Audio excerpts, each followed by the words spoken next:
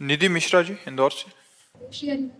महाराज जी, हम ये मानते हैं कि श्राद्ध या तर्पण करने से पितृ संतुष्ट रहते हैं, पर अगर पितृ दोष हो तो हम क्या कर सकते हैं, उनका आशीर्वाद सदैव हम पर बना रहे? उसे ये प्रश्न तो किसी पंडित से कीजिए जो इन कार्य प्रणालियों को करते हैं।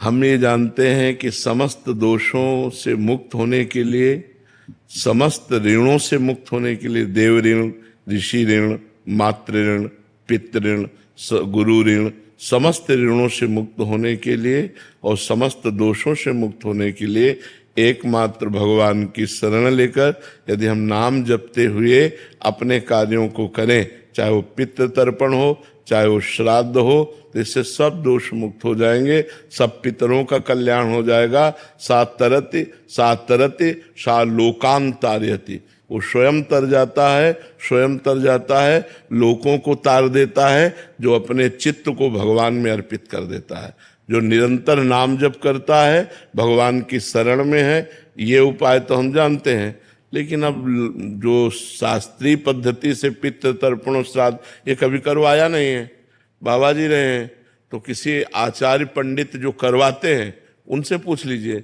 और अगर सबका टोटल पूछ रहे हो कि कैसे कल्याण हो, तो एक उपाय है, सर्वधर्मान परित्यज्य मामेकम शरणम ब्रज अहम त्वाम सर्व पापेभ्यो मोक्षयिष्यामि मा शुचा। भगवान कह रहे हैं, राष्ट्रपति हैं, मुकदमा हार गए, फांसी की सजा हो गई, तो एक उपाय है, राष्ट्रपति माफ कर सकता है, दूसरा ले। तो भगवान अखिल ब्रह्मांडों के अधिपति हैं, उनकी शरण में होकर नाम जप किया जाए, सर्व मंगल हो जाएगा, सर्व मंगल हो जाएगा।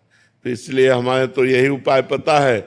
अगर और छोटे मोटे उपाय जानने हो तो किसी आचार्य से मिलो जो आपको ऐसे उपाय बताए, हमको तो इसका ज्ञान है नहीं जी। अजीत दुबे जी, राधा वल्लभ श्री हरिवंश। श्री हरिवंश महाराज जी। महाराज जी, क्या नाम जप करने से बिगड़े हुए कार्य में सफलता पाई जा सकती है? बिल्कुल बिल्कुल, यही तो एक उपाय है जो बिगड़े हुए कार्य को संभाल दे, यही उपाय है, दूसरा कोई उपाय नहीं।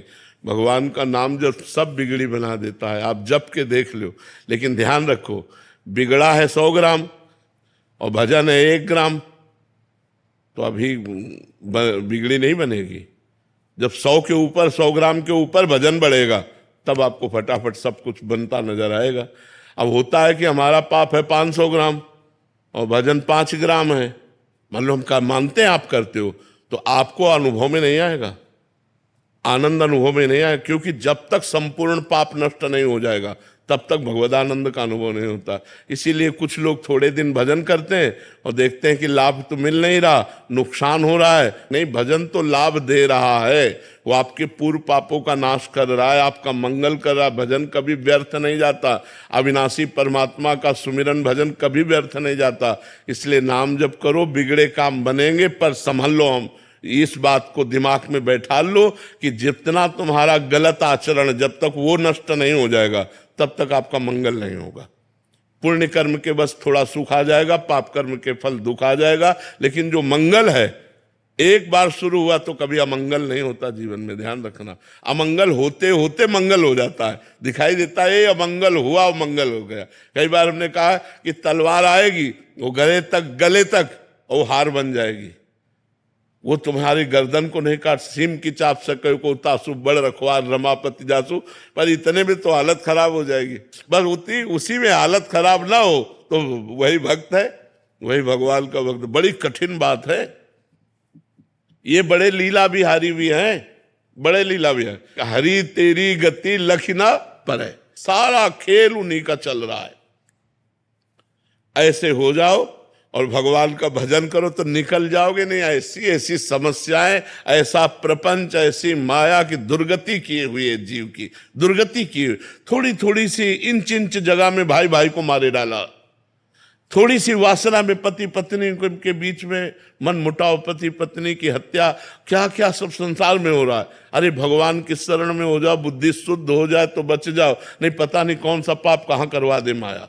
और निरंतर नाम जप करो, तभी आनंद की अनुभूति